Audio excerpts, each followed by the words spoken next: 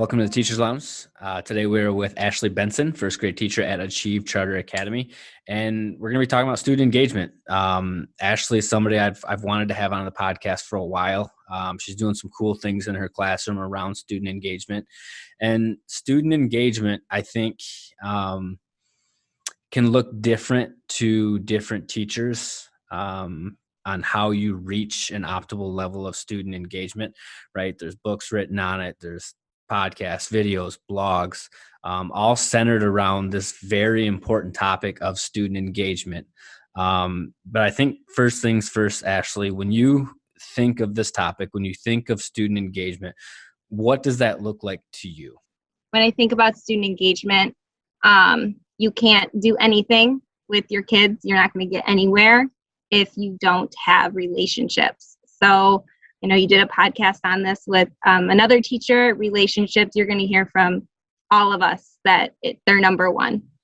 So just knowing your kids, and when you know your kids and you can incorporate things that they like and they care about, you're going to get students who want to listen, who want to interact and engage.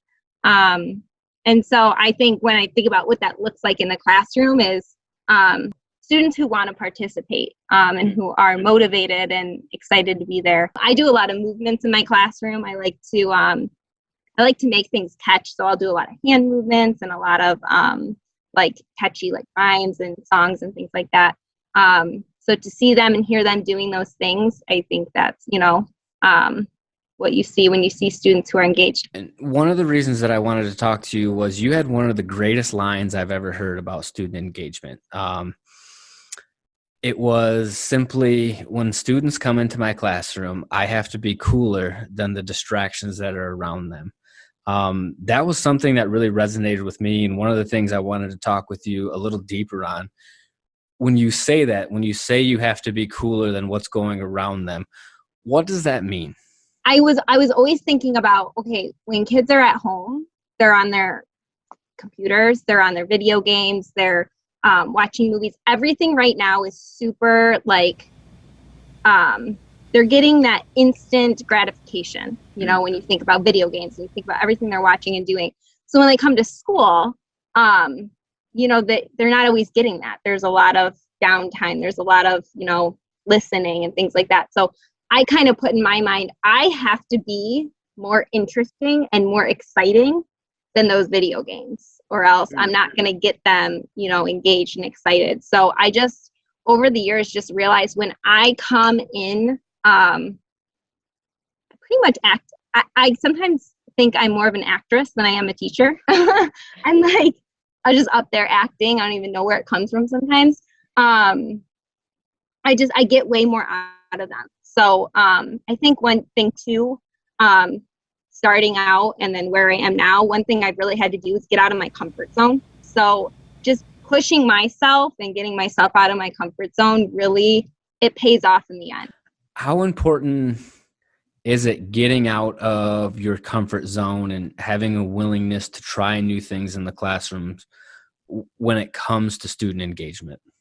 You're not going to get much out of your students if you're not willing to try new things. So,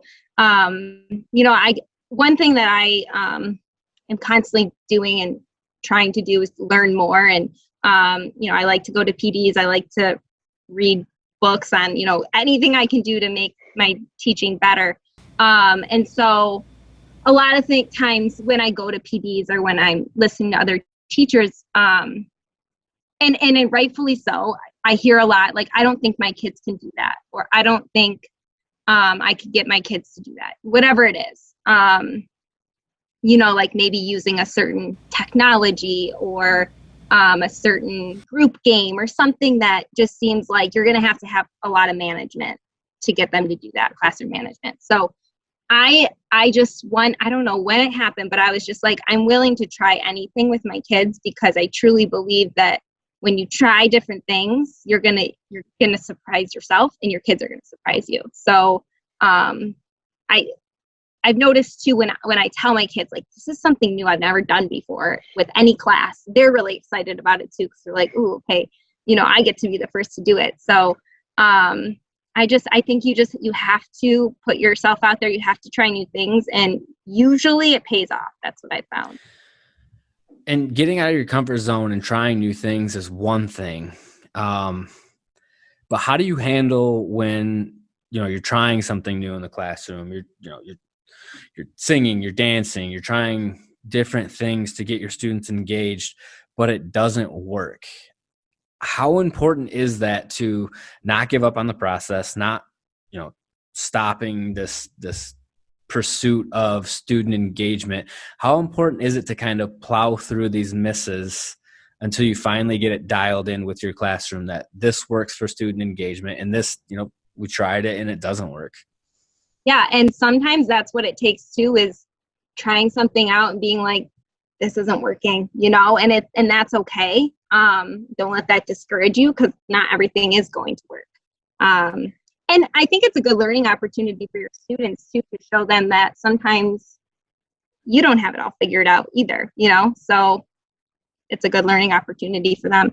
So in that same vein of, using potential failures and feedback as a learning opportunity and encouraging dialogue, you mentioned it's, if you try something new in the classroom and it just doesn't work, it shows your students that's okay to make mistakes. It's okay to try something and fail. It's okay to have, differing opinions on stuff. You do something in your classroom that's really cool. I've done a lot of videos and podcasts and blogs with different teachers, and this is the first time I've heard of this game. It's called the thumbs up, thumbs down game. What is the thumbs up, thumbs down game, and how does that kind of play into this strategy of creating student engagement in your classroom? So thumbs up, thumbs down kind of leads into students evaluating each other. So another thing that just I've been trying to do more as I've gained more experience is putting more on the students and kind of, making my lessons less teacher-led and more student-led, because I think they get more out of that, especially when you think about student engagement. They're going to be more engaged when they're more involved. So what I like to do, and I do it with every subject, I do it with reading, math, science, whatever, I have them evaluate each other. So I'll ask a question, how do you think the character's feeling? And I'll ask them to answer. So someone will answer, and then I'll say, who wants to evaluate so-and-so? And so I'll look for thumbs up or thumbs down. So if they agree, they put thumbs up. If they agree with what the student said, if they disagree, they put thumbs down.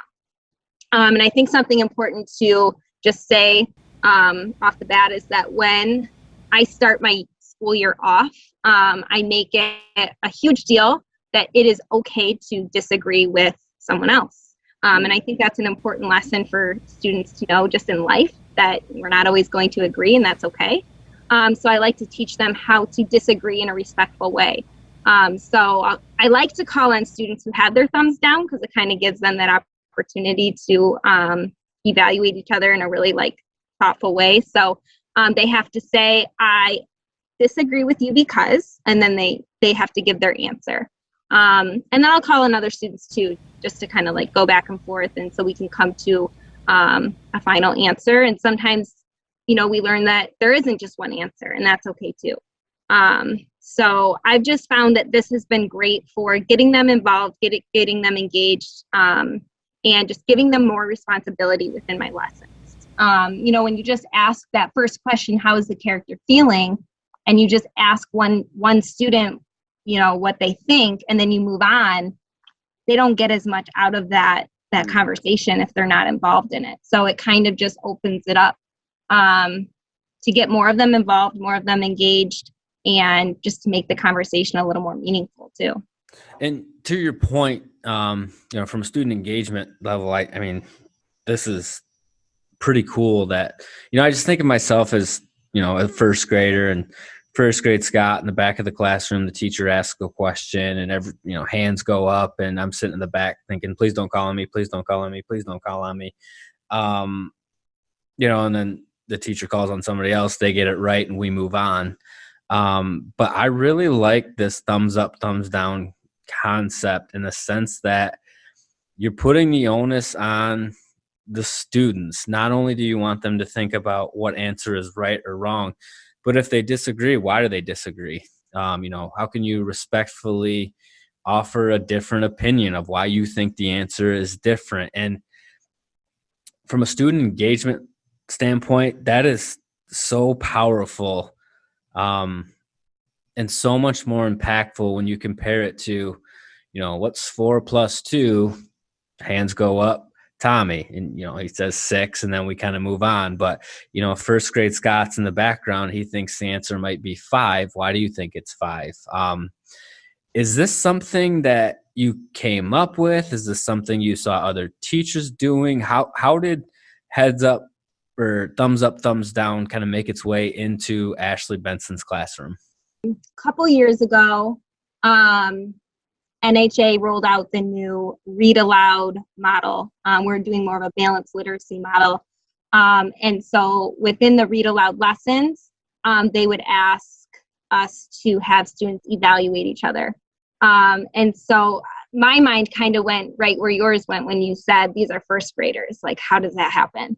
And so that was one of those things where I was like, okay, Ashley, you got to get out of your comfort zone. Like, they can do it. You just have to teach them how. So that's when I was like, okay, where does this have to start? Well, it has to start with they need to know that it's okay to disagree. They need to know that it's okay to agree, and that there might not be one right answer. I think that's a big lesson out of this this practice too, is that they learn that there might not be one answer, and that's okay.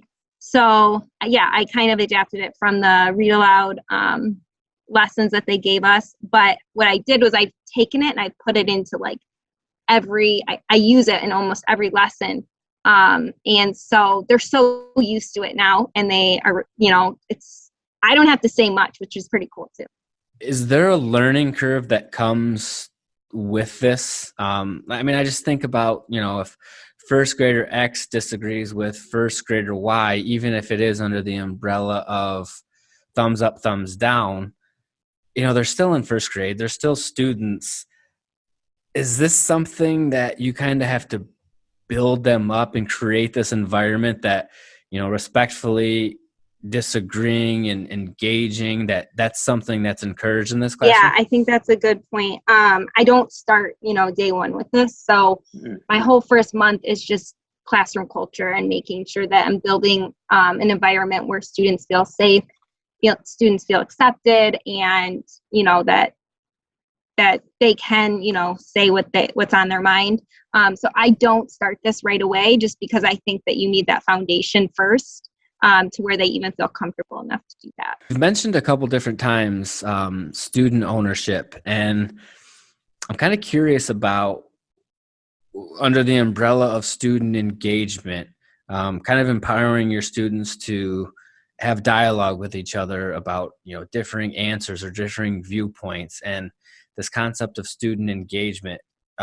When they're in their classroom, does it for them kind of feel like it's their classroom and not necessarily Mrs. Benson's? I do. I think so. And I think that's something that I always have in the back of my mind. And I even try to use that language with them. Like, this is our class.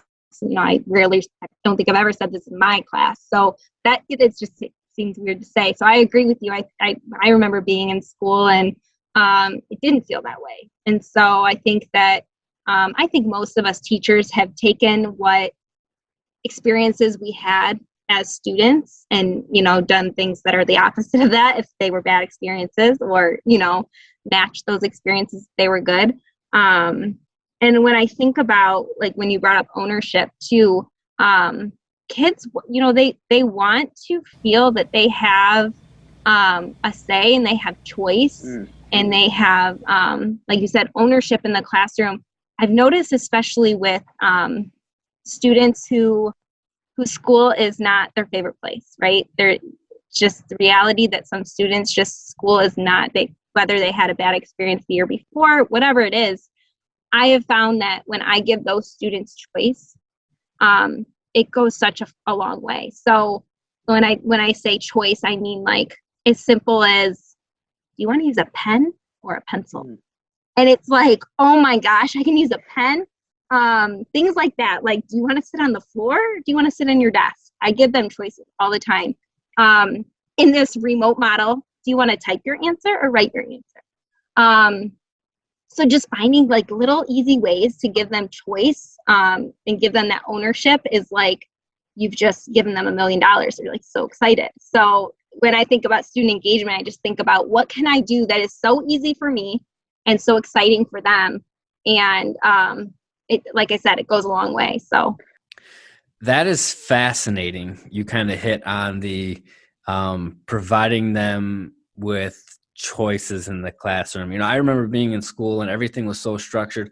A lot of the time it felt like we were just going through the motions, step 1, step 2, step 3, turn it in, step 1, step 2, step 3. And, this concept of giving them choices, even something as simple as pen or pencil, for first graders in general, but, for a lot of students, that's got to just add another layer to this feeling of ownership and engagement in the classroom.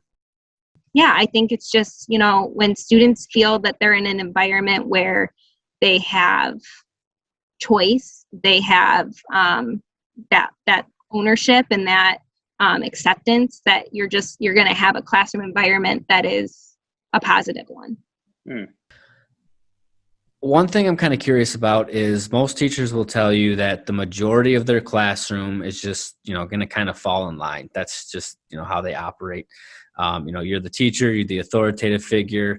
When you give instructions, they listen. When you sing, when you dance, whatever you're doing in the classroom, it's something that they're going to respond to. But for those 2 or 3 or 4 students that aren't engaged, do they have an impact on the rest of the classroom? And I guess maybe what I'm asking is, will, the 2 or 3 or 4 or however many students that aren't engaged, can they have a negative impact on the rest of the classroom? You're right. The majority of your class is going to be engaged by your dancing, singing, acting, everything I've said that, I try to do. But you will have those few. And something you said when you started this question was, how do those students, the ones that are not engaged, those couple few, how does that kind of impact the others? And so like, it's important that you have 100% of them engaged, because I think when you see a couple of them not engaged, it kind of does bring down that, culture in your classroom. So, that's why I spend so much time racking my brain, like I said, making sure that I'm getting to all my students. And we've hit a couple different times on getting out of your comfort zone as a teacher. Is that intimidating? And part of the reason I ask is, it's called a comfort zone for a reason. Most of us would rather stay in our own little bubble of comfort. But for a teacher, stepping out of your comfort zone means doing it in front of 20, 25, 30 students. Can that be a difficult step to take? I think it's gotten easier. It's almost like, when you just, it's like a habit. When you keep doing something, it becomes more natural. So I do find myself doing it more. In the classroom and outside of the classroom. I think it's kind of like a life lesson too, that and a lesson I like to teach my kids too, that this isn't something that is normal for Mrs. Benson, but we're going to try it and we're going to do it. And I think it teaches them too to do that in their own lives. So it was harder when I first started doing things out of my comfort zone, but it's definitely gotten easier. And I still, get nervous about trying new things. And, with 31 kids, when you try new things, it's like, oh my gosh. I think the biggest thing with getting out of your comfort zone is knowing it's probably going to fail the first time. And that's okay. And sometimes I'll tell my kids that, like, this might not work. So, but we're going to do it. And then we're going to try it again. And then it might work the second time. How important is it being vulnerable with your students? I think, obviously within the realm of student engagement, being open with them, telling them, hey, this is something new. You might not like it. This is something we might not, incorporate moving forward. But this vulnerability and this honesty and this openness, how important of a role does that play within student engagement? It does. And usually they love it because I am opening it up with, it's okay if you don't. And I think they're just excited that I'm trying something new with them and I'm letting them know that this might not work. I don't know. It takes the stress off me, but it also opens them up to be more accepting to trying it. And so, and that's a great thing about kids is they really are open to try anything. And I think when I tell them, this might not work, it eases pressure off them because you're always going to have students who have their own anxieties. I have a couple students who'll be like, I forget the directions or whatever it is. And just, building that environment where they know it's okay. It's okay to not know the directions. You can ask me again, or it's okay if this doesn't work. If you don't know what button to press, in this virtual setting, it's okay. So I think when I open up with, this might not work, this might fail, it just takes away some of that anxiety off of them too. And that's got to feel so cool for them to be, kind of involved in these decisions. For your class specifically, they're first graders. How realistically, how many decisions are they ever involved in?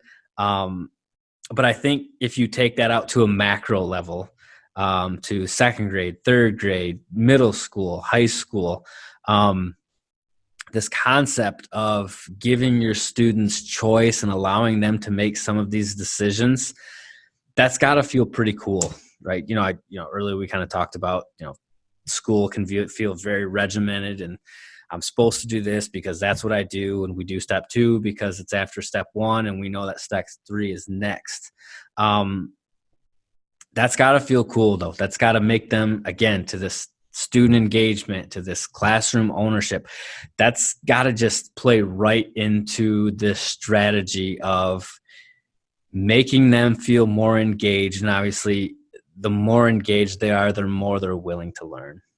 Yeah, we use polls a lot in our classroom. So when I have them in class with me, I like to do this, stand at one side of the classroom if you did, stand at the other side of the classroom if you didn't, when I'm getting their opinions on something. In the virtual world, though, they have like on Google, Google Meets, they have polls. So I'll go and I'll write a poll to get their opinion on things. We vote on a lot of things. Like I said, I like giving them choices. I think that you just get so much more out of them when they feel ownership. So, I'd like to give them, there's 2 books I want to read to you guys. What would you rather hear? And just put in a poll and let them choose. And when it comes to student engagement, I think that sometimes teachers and maybe, teachers who maybe are more new to the profession feel like they have to like have all the bells and the whistles, like everything, like, all these fun crafts and like just painting and everything. And sometimes it can be more simple. Like I said, just like some things are just giving them choices, pen or pencil, what book do you want to read? Student engagement can be really simple on you. It doesn't have to take a lot of planning. It doesn't have to take a lot of prepping because we don't have time, I know. So just finding ways and things that you can do that don't take a lot out of your own time, but are going to make a big difference for them. So student engagement is obviously something that you've put a lot of thought in. You seem to be very deliberate with. If you could go back to day 1 of teaching, your very first day with your own classroom, what would you tell yourself about student engagement? I would tell myself, breathe, take a breath. And just, I think my biggest thing that I've learned is get out of your comfort zone and say yes to more things. Like when you learn a new strategy or a new, something, try it. Just be open to try new things. And you'll surprise yourself and your kids will surprise you too. I think I would tell myself that, don't take it all so seriously, just kind of, like I said, take a breath, and you can do more than you think you can, and so can your kids. Well, thank you, Ashley. This is something that, I think student engagement is something that you could ask 100 different teachers how to do this and probably get 100 different answers. But the thing that I love about your classroom is the student engagement is something that you're very intentional about. It's not something that, you'll, kind of willy-nilly try it for a day. And if it doesn't work, it's like, we'll try it again in a couple months. It's something that, you can tell that you've thought a lot about, that you've put a lot of effort into. And it's something that, I think you can see pretty evidently in your classroom. You can see the results of these efforts. So thank you for taking some time to kind of walk us through what student engagement looks like in your classroom, and, kind of sharing, kind of some of the method behind the madness when it comes to building this environment. So thank you.